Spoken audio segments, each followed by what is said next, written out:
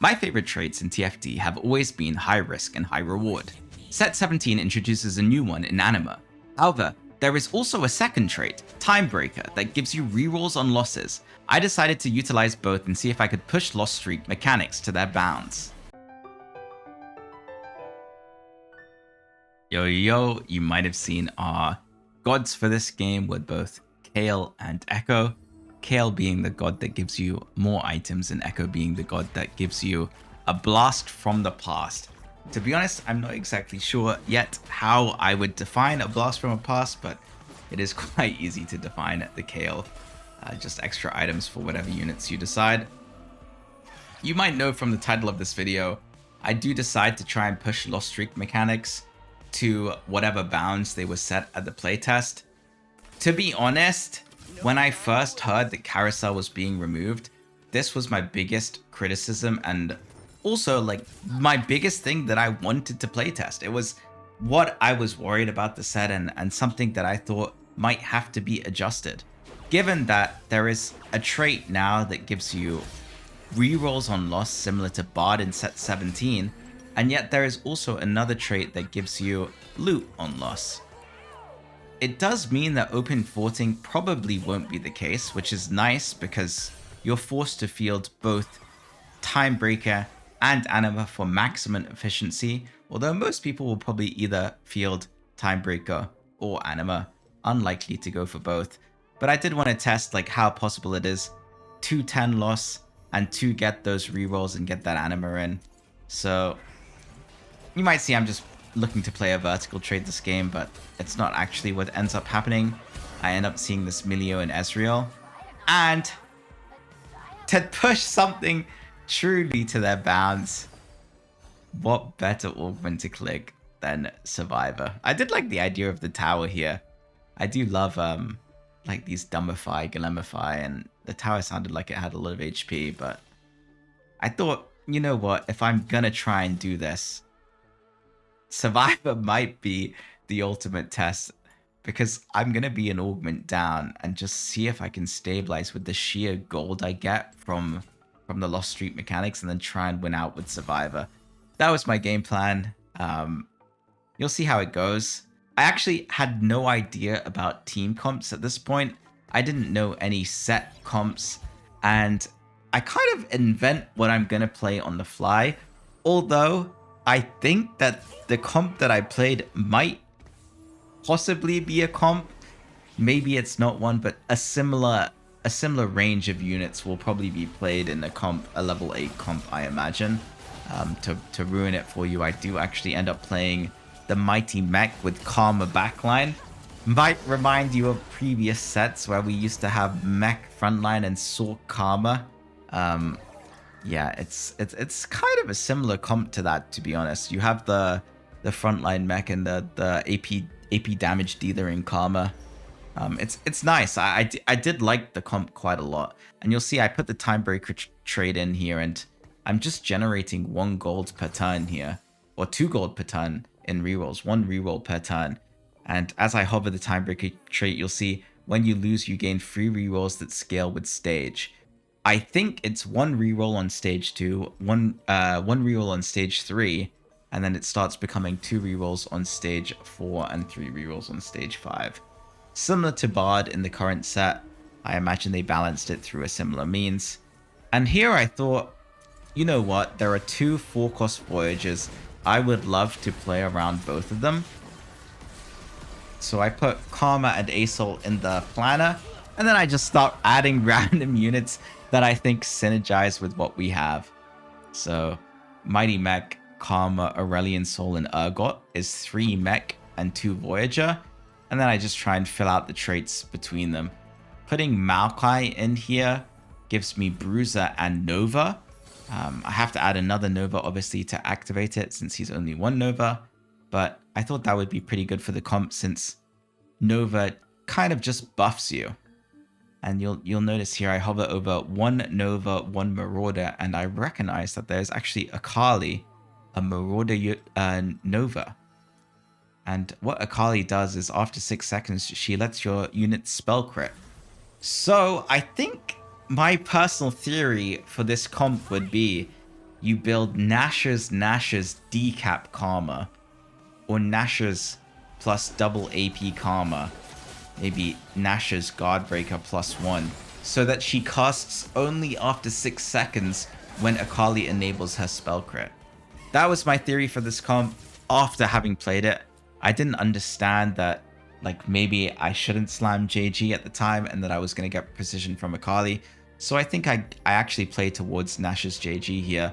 But I think Bis Karma in this comp would probably be Nash's Guardbreaker decap, where you get all that AP and you don't have to build spell crit. For the first time in my whole playtest, actually, I saw a spatula from Carousel. So it's pretty unlikely to see a spatula. In fact, as I said, I've only saw this once during the whole playtest.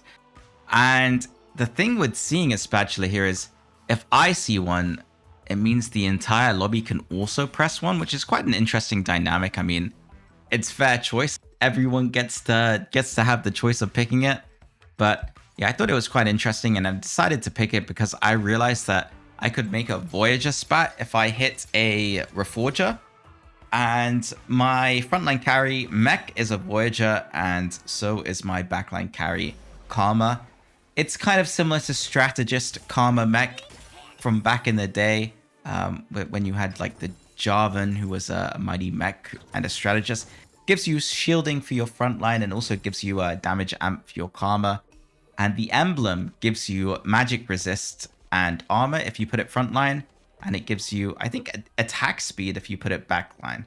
So very, very similar to the Strategist emblem from Crystal Gambit days. I forgot which set exactly that was, but the KO Coliseum one. Yeah, so I decided to take the spatula here, and I knew, being 8th place, I was likely to get component anvils and /or reforges on neutrals. Playing this Lost Streak opener is beneficial not just because of Timebreaker and Anima, but there is a catch-up mechanic inbuilt into Carousel, and it's inbuilt into neutrals as well. The Carousel / the God's Pick mechanic is, after each pick, I will be offered better options to pick from than other players. So, for example, someone might get offered a 1 cost plus 2 gold. Instead, I'll get offered a 2-star 1 cost. And that's the catch-up mechanic that they built that will replace Carousel. And it also means during neutrals, I am more likely to drop Reforgers and /or component anvils. So I knew taking this spatula, I'm actually still pretty likely to get a Voyager emblem, because I'll be able to Reforge it into a pan and then slam the Voyager emblem.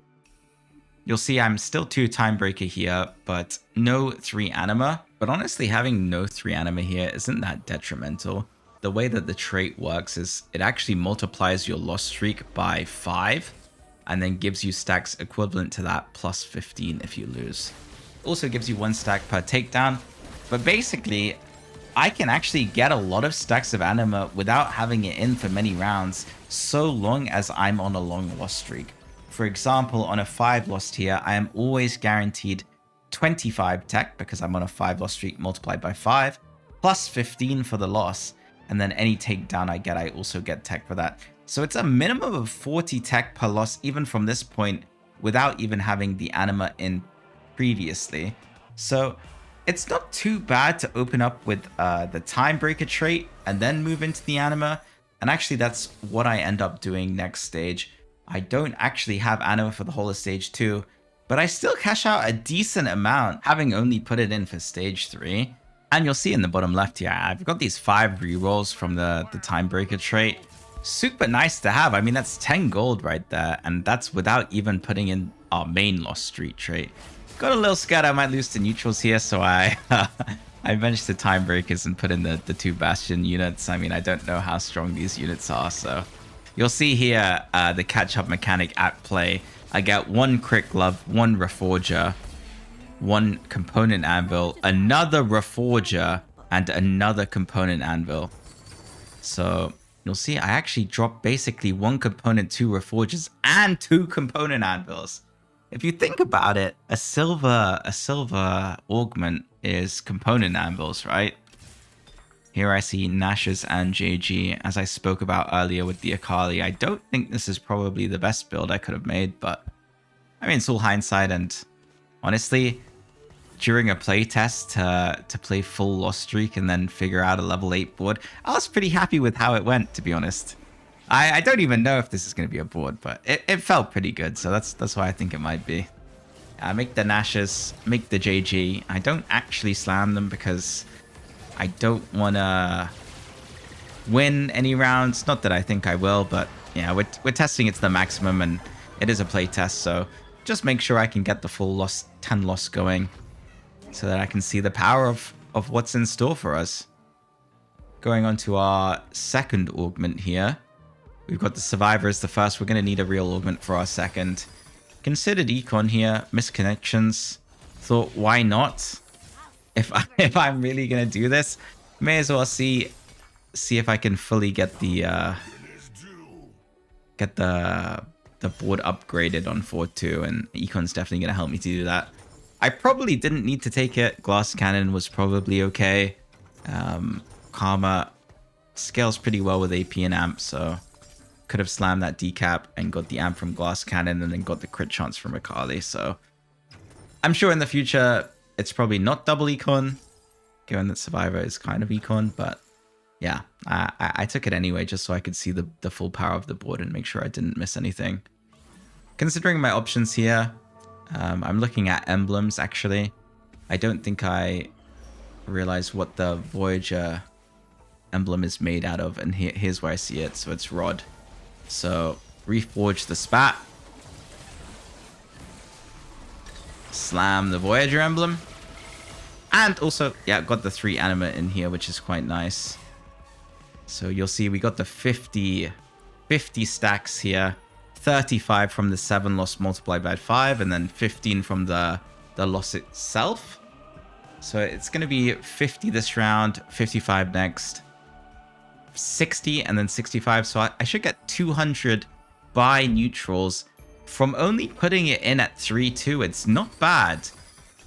All things considered, I probably would have got 300 had I put it in, what, maybe 2-5, maybe 2-3. So yeah, not too bad. It's one of those lost streak traits where as long as your streak is large, you can actually get a lot of stacks going even for a short amount of time. And I think these are the kind of the dangerous traits, because it does incentivize those big loss streaks. It does incentivize opening up, open forting, because if you open fort 7 loss and then get it in, you're still gonna make a decent amount of stacks. And yeah, I think that's kind of the danger of it. And I mean, that's what I wanted to playtest, right? That's the whole reason I'm there, to see if I can push the bounds of it. Obviously, there are a lot of levers in place, so it's going to be able to be nerfed. Traits will be able to be nerfed, and so will the cash outs. I'm sure they'll be able to incentivize winning somehow as well. Maybe they'll make it so that you don't get as many component anvils or anything like that. Pop the anvil here before carousel. Realize there's actually no carousel, but it's still good to pop here. We managed to test it and see what happens. I thought I probably want the speed because I have Nash's Tooth. So attack speed on Nash's Tooth equals more mana gen. Not too bad. And also it came, I think, with a belt, which is half another Nash's or half Guardbreaker. So not too bad for me. I didn't see exactly what unit I decided to pick, but I mean, we'll see it in just a second here. It's 2 more losses. I might go for 3 losses here. We'll see. But yeah, I read the prototype. It doesn't seem that good, so I'd save tech. Oh, I got Karma. Oh, that's pretty good. Honestly, that's pretty good. That's my carry. So here I slammed the items on Karma. I'm worried that maybe I might win a round, but to be honest with you, my front line is basically non-existent. Tahm Kench actually gives you gold after 3 rounds. So not only do I have Time Breaker in, giving me rolls on a loss, I have Anima in, giving me stacks on loss, and I have Tahm Kench in, who is Arcana, who every 3 rounds gives you a bunch of gold. That is his trait. He's a 4-cost unit, and that's his trait. Every 3 rounds, a little bit of gold. pretty nice, honestly, to hit all three of those. Those are like the three things that could passively increase my economy. You'll see my enemy here is level 6 with 50 gold, not playing reroll. And yet here I am, level 7, 75 gold, down a silver augment. You see the Tom Kench here, he just spit out the gold. It's not bad. 83 gold, level 7, 9 free rerolls. If you ask me, it's a good spot. It's a very good spot. And so I do think Lost Streak is going to be toned down just a little bit. Maybe a lot, I'm not sure. I mean, it really depends how strong these level 8 boards are. Because if you can stabilize really, really well, then it's going to be a bit too OP. Stabilize well, get to 9, upgrade your board with the legendaries. That's the concern, really. But you'll see here, Karma has quite a cool ability where she blasts basically 3 units for a decent amount of AP. Considered losing 1 more here. I did consider it. It would mean that I cash 300, but instead, I think I decided to cash 200 here and take the Guiding Hex. 15 AP, 10 amp. Every 3 seconds it fires a bolt at an enemy, and this is actually really good for Aurora, because if you put it on her, she also gets bonus AP. However, I am not playing Aurora, so... Well, it might go on my board. She is a Voyager, but I'm not going to carry her. I'm ideally carrying Karma and maybe Asol as well, I think. You'll see I slam the anti-heal here. Have to have some form of anti-heal. We hold the Maokai, hold the Asol. We get those component anvils on the catch-up mechanic that I am talking about, and I start rolling here. Ping means I miss the Mighty Mech, and this actually, I think, bites me a little in the future. I have infinite gold and a lot of rerolls.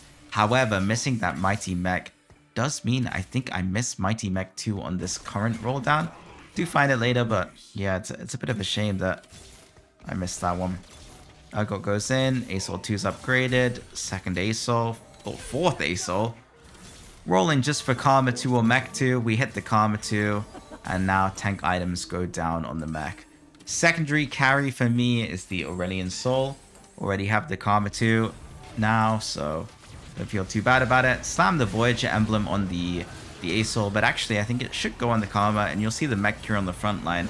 A lot of HP, very tanky guy, and I've spawned in here with now 2-star 4 cost, 2-star 4 cost, and had I bought that Mech, I would be paired on my front line as well.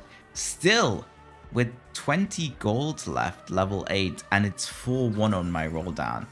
So yeah, I do think this is a very good spot, and I did think that this might be the angle. I do think Lost Streak might be a little too strong. We'll see though. Crash Test Dummies, very strong at the moment, but I decided to take item grab bag because I don't have my itemized Karma yet, and I don't have my fully itemized Asol yet. Reforger crate. I have a lot of Reforgers since I'm in last place. One of the benefits. And I think I might decide to Reforge yet again. We'll see here. Hover the emblem, and I see that, yeah, I would rather have it frontline for the armor and MR, I believe. Okay, we do decap the Karma, Guiding Hex, and we move it to our frontline, giving us a lot of armor and MR on both the Mordekaiser and the Mighty Mech. If you look at the traits, you can't tell me that this might not be a comp, right? We've got the Urgot in, we've got the Bruiser in, we've got Nova in. Gives precision to our team. You'll see that's the Nova proc right there. And now my entire team can spell crits. Asol's spell critting here without any JG on him. There's potential for sure. Obviously, there's no benefit for my Karma having precision. It doesn't give her any extra crit chance. It just means her abilities can crit, and she can already crit because of the JG. I guess there is technically benefit because it means that she does 10% extra crit damage, which is JG's passive ability. If you can already crit, it gives you a little more crit damage. But yeah, I seem really stable here in my opinion. Obviously it's a playtest, so the boards I'm playing won't be as capped as normal, and there might also be a better version of this board, so you know, it goes both ways. Not 100% sure how strong it is. there might be a better version, and then I'm not 100% sure how strong my enemies are. You'll see that a lot of these guys end up rolling on stage 4. I think at the moment during the playtest, it seems like it is a quite heavy fast 9/4 cost meta, but PvE normally always is, to be honest with you. I mean, every time I play PvE, fast 9 is king. It's similar to the current set where when boards aren't solved and people don't know what to play, legendaries just seem to prevail. But you can see this Karma's damage here. 3.5k on that single unit. Not bad at all. Poor Manute here clicked cool to chaos from his augmented power and got a golden egg. So he's probably not too happy with that. But you can see, yeah, the Karma is super strong, and the mech frontline's very nice to play as well. There's also a very obvious way of going 9. You can play an extra Vanguard, so it's very easy. I like cash flow here. 2 gold a turn seems pretty strong. And also I get the choice of a 5 cost because I am in last place. Pretty nice to see, to be honest, having that choice of 5 costs. But I take the Nunu in 1 gold because Nunu is the Vanguard that I may be looking for. It's either Nunu or Blitzcrank. Either one is fine. They both provide CC and they're both super strong. Nunu being a 4 cost and Blitzcrank being a 5 cost. So yeah, instead of picking one of the 5 costs, I actually decide to go with the Nunu here. And then the 1+ gold is always tempting. Whenever I see a plus, you know, it's like, oh, this could be like 2 gold. But it seems to always be only 1. See the mighty mech here? Yep, that one mech I missed would have been mech 2. Kind of tempted to roll here for mech 2. Just it being 4/5 and me being 2 lives. I don't really want to get scammed around, but I kind of look around and I don't know much about the set, but I do feel like I'm quite strong. I see Kami actually leveled to 9 just as the round started, and had I known he was 9, maybe I would have rolled for the mech. But yeah, Asol doing decent amount of damage here, Karma as well. I think Karma might be quite a frustrating unit for people to play against, doing that AP damage on the back line. I mean, I think she hits the three closest units, so yeah, I think it could be quite frustrating for people to play against her, but we'll see. It's one of those units where if you're playing a comp like the current Leona, Mal, Zoe comp, your backline is just gonna die. Like, you can't just have a single frontliner into her. But yeah, she's a very cool unit and does a lot of damage. And Asol as well, I also like. I think his special mech form is actually the coolest part of Asol, but yeah, I didn't manage to carry it here. I scout Kami and I actually see the Morgana 2-star level 9, and I'm a bit worried because I don't know who I'm playing against. I don't see any of the matchups, and there it is. A little tilt zoom in. We see that we're actually playing the JG Morgana with BT Eon. That's a 5-cost unit, 2-star on 4/6. I was not happy to see this, to be honest with you. And yet, it looks close, no? All things considered, it is somewhat close given how strong this guy is. His first augment, although we can't see it currently, is a new augment that when you have a unit on your bench, it gets eaten every turn, and once you eat 33 gold worth of value, you get a very good reward, and I think his reward was a masterwork. Just fishing for Asol items here. I consider slamming Nash's, but I wanted the extra gold given that I was only I had no components, so I didn't want to take 3 components. I wanted 2 components in gold. So yeah, that's what ended up happening. Sunfire on the Maokai, Starax on the mech. Big mech. The anomaly is actually what we get from Echo's Blessing. So Echo's Blessing gives you that anomaly item, and you can play it on a tank, a carry, or a assassin, or whatever, 80 carry, fighter, etc. And it gives you stats based on that. So the tank gets 1000 HP, I believe. Yeah, not too bad. Level 9 here. It seems like I'm not getting interest during this round after the armory. I'm not sure if that will be changed or not, but yeah, we just level for Vanguard here. No mech 2, unfortunately, and we are 1 HP. kind of scary. But as I said, like, I'm here to push the loss streak to its limits. I'm not here to mess around. 1 HP is its limits. That's as far as you can lose. So yeah, you see I read the augment here, and not too bad. We have a decent chance. My enemy only has a 1-star 4 cost as his carry. However, what Spoozy is playing right here is Stargazer. And what I fail to realize is he's actually playing a very scaling form of Stargazer. So Stargazer swaps every game, kind of like Ionia in the current set. And the Stargazer he currently is playing is called, I think, the Mountain Constellation. And what the Mountain does is every 5 rounds that you have a Stargazer or Stargazer trait active, you get a Stargazer emblem. Crazy. So he had that very early on, and he started stacking these Stargazer emblems. And there is actually a prismatic breakpoint for Stargazer giving you farm enough emblems. 11 Stargazer. Now, you might be like, Send, how the heck do you get 11 Stargazer? Well, actually, it's a prismatic trait that requires you have +1 team size, which is pretty interesting. There's no Galio of this set. There's no way of getting that extra unit in without having like a Tactician's Crown, basically. Or one kind of augment that gives you +1 team size. So I thought that was super interesting. I'm sure that will be very difficult to get.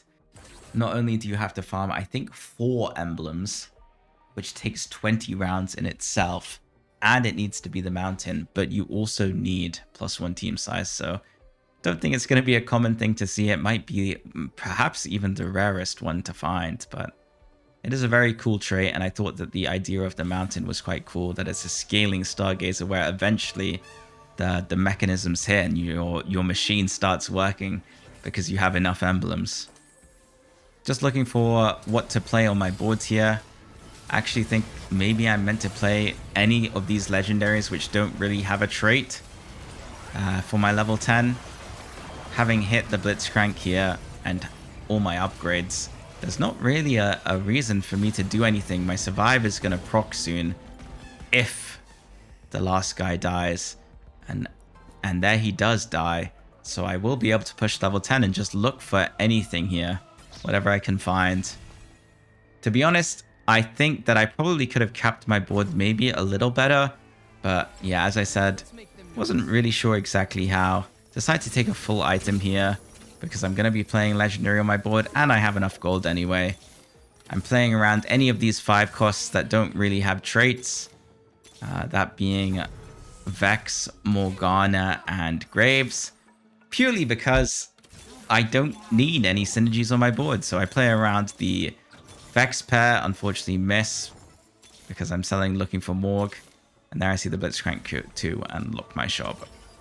So yeah, you'll see here, get the Morgana, pretty good unit. She transforms, and basically if you ever played the set with Witchcraft, she transforms and starts doing damage surrounding her and heals off of the damage that she does. We tag Cammy here, who has the Radiant item Morgana, but with the upgraded mech and the extra units on my board, I actually seem a little too strong for him, and we do manage to win, which is super nice. The Karma looks really good here. And this is the point where I kind of realized, hold on a second.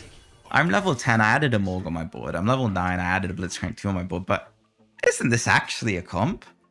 Like, I know I had Survivor, but all the Survivor did was pump 10 and put a Morg 1 on my board. Like, I actually could have done this with a combat augment and probably been more stable. So, yeah, I thought that, yeah, I think that the Karma mech is back, to be honest with you. And I think that loss streaking, at least on the playtest, seemed super strong. I'm sure they'll ship changes, and I'm sure that it won't be as strong as we see in this video. But it is interesting to see. It is definitely interesting to see that you can have an option now similar to that you have in the current set, where you actually get rewarded for losing rounds, which is like Bard currently, and now Timebreaker. That isn't just the Lost Streak trait, of course, like Ishtal or Anima. Yeah, so only need Morgana now. 2 guys left.